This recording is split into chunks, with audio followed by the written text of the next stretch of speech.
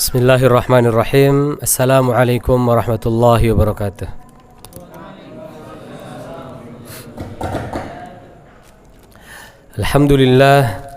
Alhamdulillahil karimir rahman.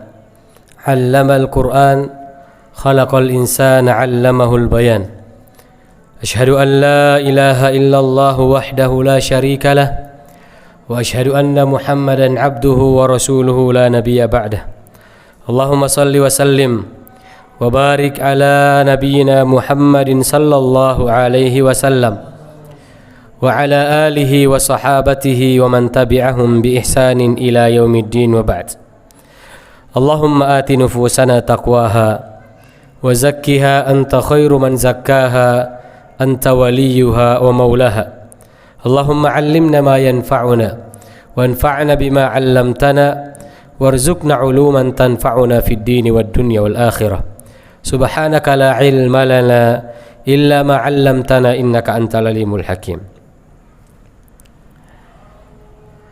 Ma'asyiral muslimin, sidang salat tarawih yang dimuliakan Allah Subhanahu wa taala.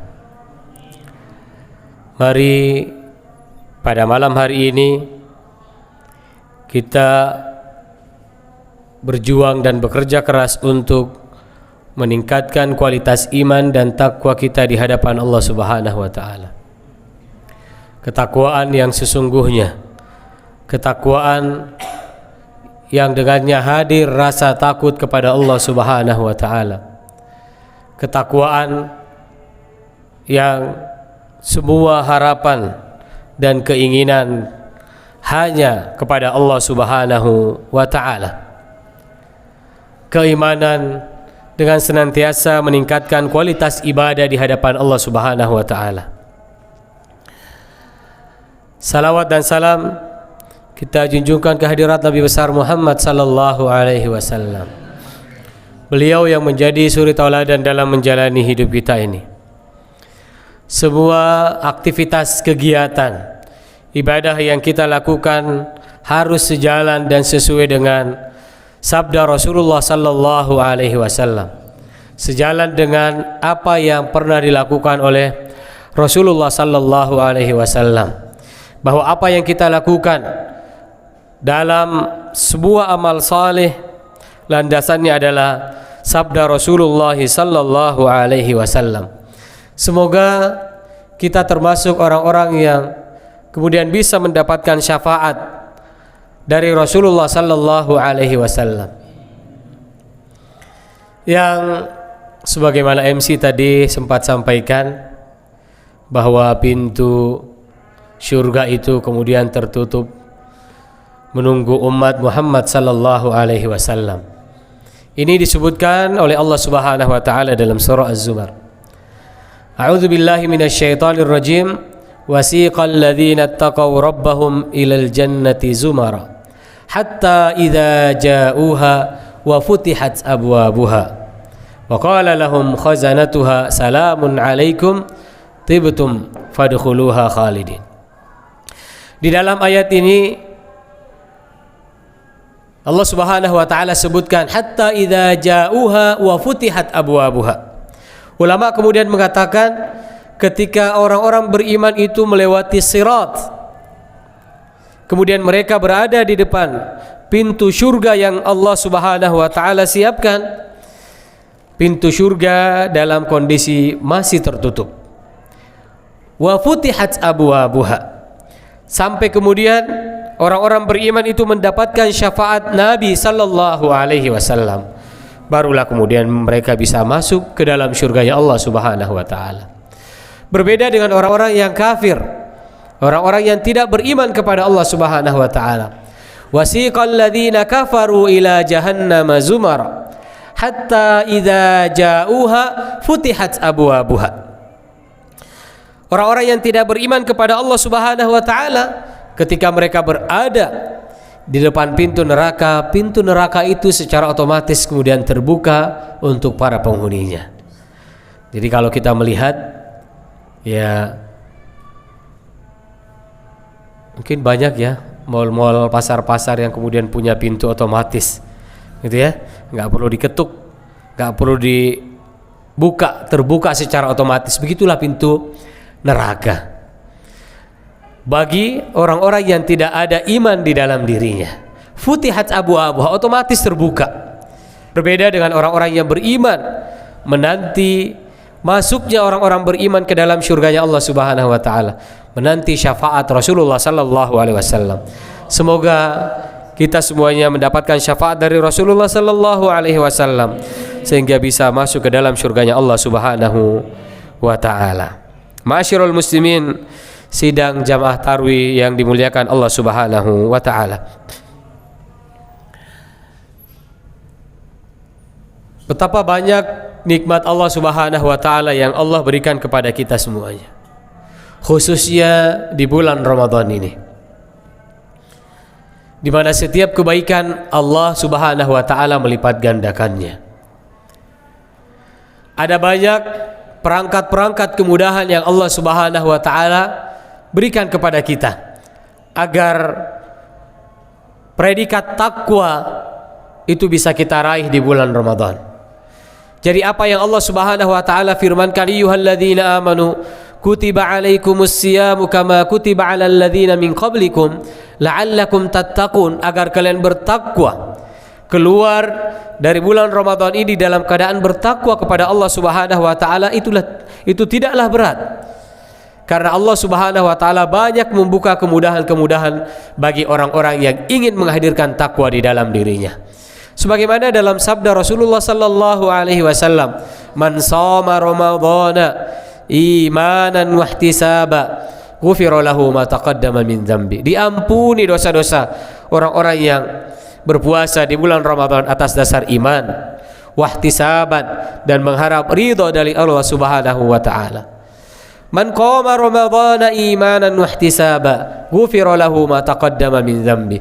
Barang siapa yang mendirikan qiyamul lail imanan, atas dasar iman kepada Allah Subhanahu wa taala dan mengharap pahala dari Allah Subhanahu wa taala, ghufira lahu ma taqaddama min dzambi, maka Allah Subhanahu wa taala mengampuni dosa kita setahun yang lalu. Dan ibadah-ibadah ini tidaklah berat untuk kita lakukan di bulan Ramadan, karena Allah Subhanahu wa taala telah memberikan kemudahan itu. Apa yang menjadi penghalang dan penggoda terberat dan terbesar di luar bulan Ramadan, Allah kemudian tutup. Dalam hadis yang diriwayatkan oleh Abu Hurairah radhiyallahu an, "Idza jaa Ramadan," kata Rasulullah sallallahu alaihi wasallam, apabila datang bulan Ramadan, futihat abwabul jannah, maka terbuka semua pintu-pintu surga. Wa ghulliqat abwabun nar, ditutup semua pintu-pintu neraka. Wa suffidatis syayatin, kemudian setan-setan itu kemudian terbelenggu. Setan-setan itu kemudian dibelenggu oleh Allah Subhanahu wa taala, sehingga ibadah-ibadah sangatlah mudah untuk bisa kita lakukan. Ini juga adalah bagian dari rahimnya Allah Subhanahu wa taala, bahwa tidak ada yang kemudian Allah berikan kesusahan untuk bisa menghadirkan takwa di dalam diri setiap orang-orang yang ingin menjadi insan-insan yang bertakwa di hadapan Allah Subhanahu wa taala. Belum lagi bulan Ramadan Allah muliakan sebagai syahrul Quran, bulan Al-Quran. Syahrul Ramadan alladzi unzila fihi al-Quran hudan lin-nasi wa bayyinatin minal huda wal furqan. Bulan Ramadan ini adalah bulan diturunkannya Al-Quran, sehingga ada kemuliaan, ada kelebihan dan ada keutamaan yang Allah Subhanahu wa taala berikan kepada orang-orang yang senantiasa mengisi waktu mereka dengan membaca firman-firman Allah Subhanahu wa taala, bertilawah Al-Quran, membaca ayat-ayat suci Al-Quran. Dan tilawah Al-Quran ini yang kemudian bisa menjadi pembeda antara seseorang beriman kepada Allah Subhanahu wa taala atau tidak beriman kepada Allah Subhanahu wa taala. Dalam surah Al-Isra ayat 45, Allah Subhanahu wa taala berfirman, A'udzu billahi minasyaitonir rajim. Wa idza qara'tal Qur'an ja'alna bainaka wa bainal ladzina la yu'minuna bil akhirah hijaban mastura. Dan apabila kalian membaca ayat suci Al-Quran, ja'alna bainaka wa bainal ladzina la yu'minuna bil akhirah, maka kami akan jadikan bainaka, antara kalian dan orang-orang yang tidak beriman kepada hari akhirat, hijaban, ada dinding pemisah, masturan, yang tidak dilihat. Orang yang beriman kepada Allah Subhanahu wa taala akan dihindarkan daripada maksiat-maksiat dan dosa-dosa yang bisa menumpuk dan menjadikan hati kita kemudian tertutup akan mengingat Allah Subhanahu wa taala. Ja'alna bainaka wa bainal ladzina la yu'minuna bil akhirati hijaban mastura. Kata ulama, hijaban mastura seperti yang pernah dirasakan oleh Rasulullah sallallahu alaihi wasallam, karena Al-Qur'an itu diturunkan kepada Rasulullah sallallahu alaihi wasallam. Ketika Ummu Jamil, istri Abu Lahab, datang di saat turunnya ayat, di saat turunnya surah firman Allah Subhanahu wa taala, tabbat yada abi lahabin wa tab, ila akhiril ayat. Ketika ayat itu turun, membuat istri Abu Lahab pada saat itu kemudian marah kepada Rasulullah sallallahu alaihi wasallam. Datanglah istri Abu Lahab ini, Ummu Jamil, ingin ketemu dengan Rasulullah sallallahu alaihi wasallam dengan membawa kerikil, membawa kayu yang berduri. Kemudian dia berbicara dan berkomunikasi dengan Abu Bakar As-Siddiq karena tidak melihat Rasulullah, padahal ada Rasulullah sallallahu alaihi wasallam di samping Abu Bakar pada saat itu. Ini yang dimaksud oleh Allah Subhanahu wa taala hijaban mastura. Bisa saja Allah Subhanahu wa taala menutup mata biologis orang-orang yang tidak beriman untuk menggoda orang-orang yang beriman, orang-orang yang banyak membaca ayat-ayat suci Al-Qur'an. Secara mata biologis Allah tutup karena Rasulullah sallallahu alaihi wasallam kepadanya diturunkan Al-Qur'an. Itulah hijaban mastura yang membuat Ummu Jamil kemudian tidak bisa melihat keberadaan Rasulullah sallallahu alaihi wasallam. Begitu juga dengan kita yang beriman kepada Allah Subhanahu wa taala. Ada banyak hijaban mastura yang Allah berikan sebagai fasilitas buat orang-orang yang beriman kepada Allah Subhanahu wa taala, buat orang-orang yang senantiasa mengisi waktu mereka dengan bertilawah Al-Qur'an, bertadarus Al-Qur'an, membaca firman-firman Allah Subhanahu wa taala.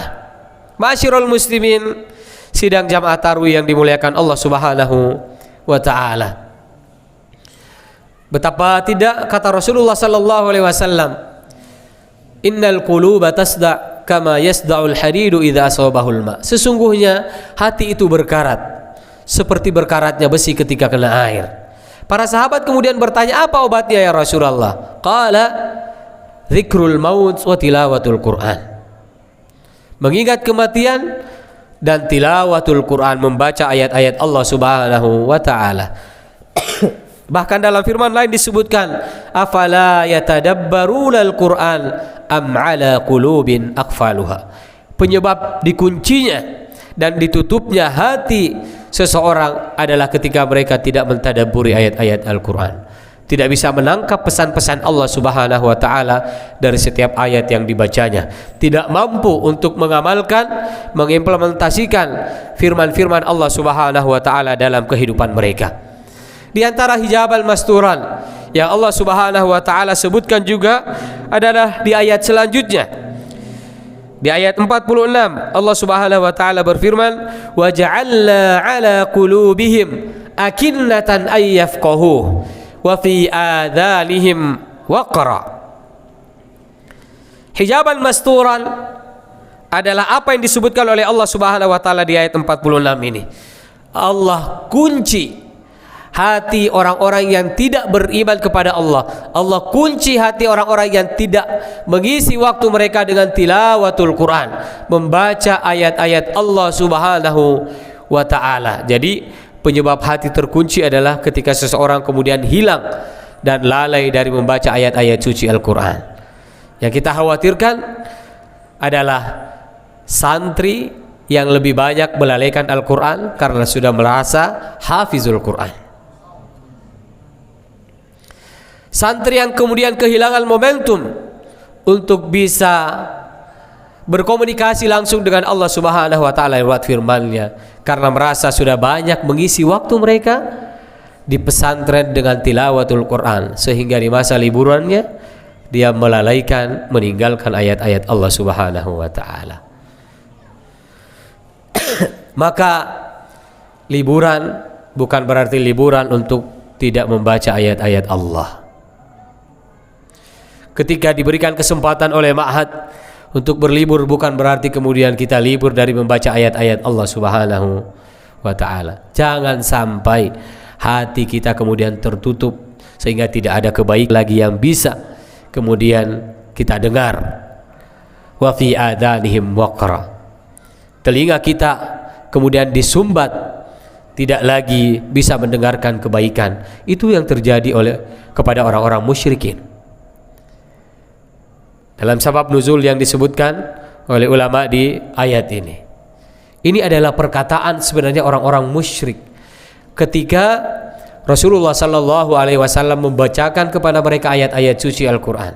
Mereka kemudian mengatakan, hati kami sudah tertutup, telinga kami sudah disumbat, tidak mau lagi mendengarkan ayat-ayat Allah Subhanahu Wa Taala yang dibacakan oleh tukang sihir, yang dibacakan oleh orang gila, yang mereka menganggap Rasulullah Sallallahu Alaihi Wasallam sebagai tukang sihir dan orang gila.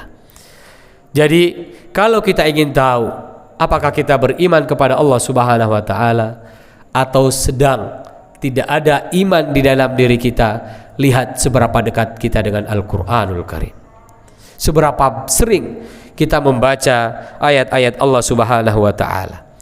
Wa ja'alna ala qulubihim akinnatan ayyafqahuhu.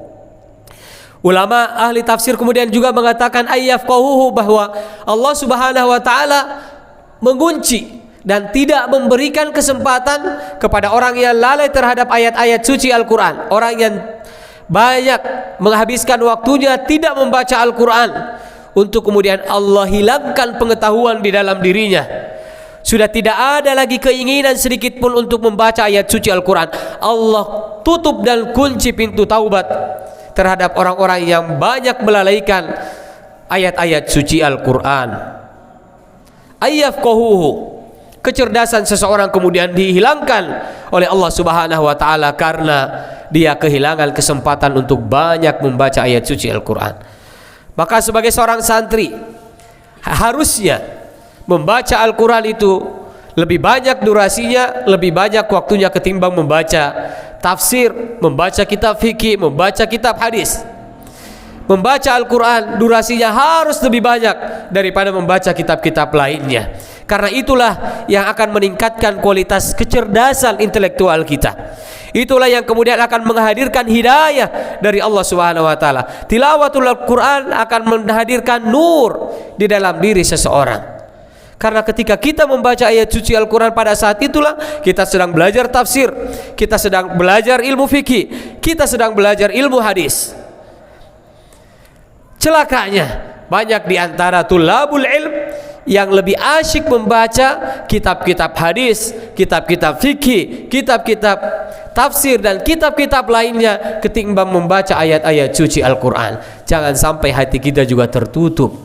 Kita sudah merasa jadi orang-orang yang salih, padahal di mata Allah Subhanahu wa taala kita termasuk orang-orang yang melakukan membaca ayat-ayat suci Al-Quran, sehingga hati kita ditutup oleh Allah Subhanahu wa taala dan telinga kita disumbat.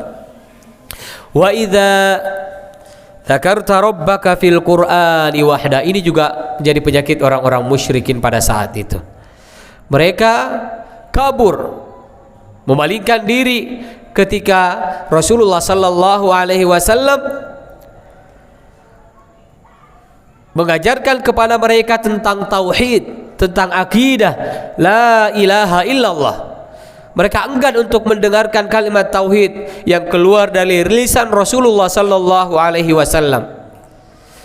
Mereka baru mau mendengarkan Rasulullah ketika nama Tuhan-Tuhan mereka itu kemudian disebutkan. Maka karena ini menjadi permintaan dan doa yang kemudian Allah abadikan di dalam Al-Quran. Mudah-mudahan Allah Subhanahu wa ta'ala senantiasa menghadirkan keimanan di dalam diri kita, yang bisa membuat hati kita kemudian bisa menjadi basirah, penerang dalam menjalani hidup kita ini, sehingga jalan-jalan yang kita lalui, yang kita lewati, ujungnya adalah ridha Allah Azza wa Jal, ujungnya adalah mendapatkan rahmat dari Allah Subhanahu wa ta'ala. Hadanallahu wa iyyakum ajma'in. Wassalamualaikum warahmatullahi wabarakatuh.